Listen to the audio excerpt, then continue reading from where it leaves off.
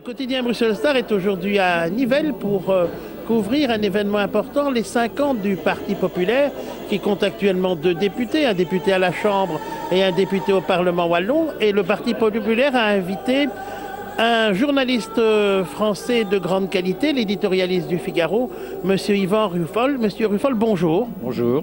Pourriez-vous expliquer que signifie votre présence ici à Nivelles pour le Parti populaire ?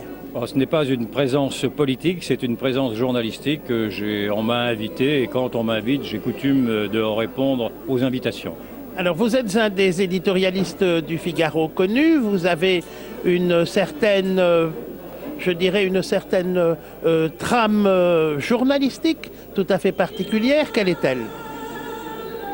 Si j'avais à me définir, disons que je me définirais comme étant non pas un journaliste de salon, un journaliste d'appareil, un journaliste d'État, mais un journaliste de la rue, un journaliste en tout cas à l'écoute des gens, à l'écoute du peuple. Et je cherche à être davantage le porte-parole de cette France oubliée, de ces Français invisibles. Alors, quelles ont été vos constatations qui peuvent peut-être, mutatis mutandis, servir au niveau de la Belgique ?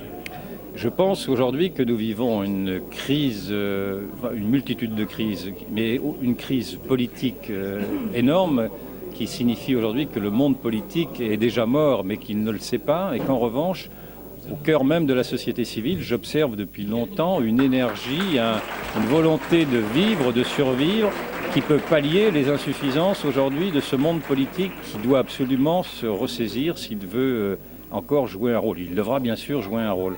Mais pour l'instant, je suis donc abasourdi par tous les désastres que j'observe. Certains périls aussi.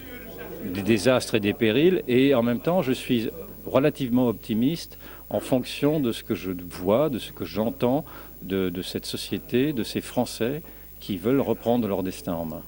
De quel péril s'agit-il ? Que constatez-vous ? Je pense que la crise la plus grave, de mon point de vue, n'est pas la crise économique et sociale, comme le discours commun le dit, mais la crise identitaire. Je ne dis pas que la crise économique et sociale n'est pas grave, elle est grave, mais elle se résoudra avec des problèmes techniques. En revanche, la crise identitaire qui est née d'une faillite de l'intégration, qui est née d'une présence de cultures différentes de la nôtre, qui est née d'une dislocation du sentiment d'adhésion nationale, est une crise qui n'est pas vue, qui n'est pas analysée aujourd'hui par les hommes politiques ni par les médias et qui mérite des solutions urgentes car trop tard, il sera trop tard. 5 ans du Parti populaire ici à Nivelles, nous sommes avec Miskel Modrikamen, le président et le fondateur du Parti populaire. Maître Modrikamen, bonjour. Bonsoir. Maître Modrikamen, 5 ans pour le Parti populaire. Quel est votre ressenti aujourd'hui ? Un ressenti de joie et de grande fierté parce que ce parti se développe, on le voit. Il y avait une salle comble et enthousiaste ce soir pour ces 5 ans. On voit le chemin parcouru.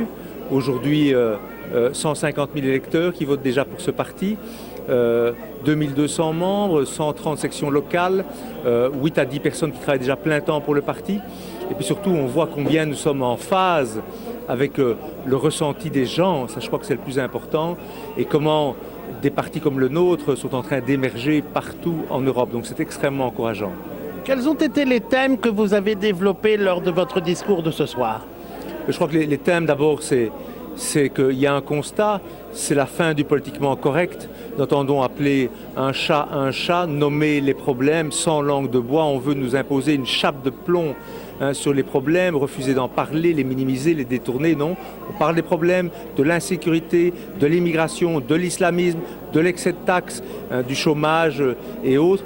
Et on vient avec des solutions fortes, radicales peut-être pour certains, mais nous sommes convaincus que sans solution radicale, si on s'en tient à des demi-mesures, des rustines, comme ça on vouloir le faire malheureusement le gouvernement, un manque de courage, on n'y arrivera pas. Et je crois que nos solutions, elles tiennent la route et elles sont attendues par la population. Maître Modrikamen, merci. Merci à vous d'avoir été présent.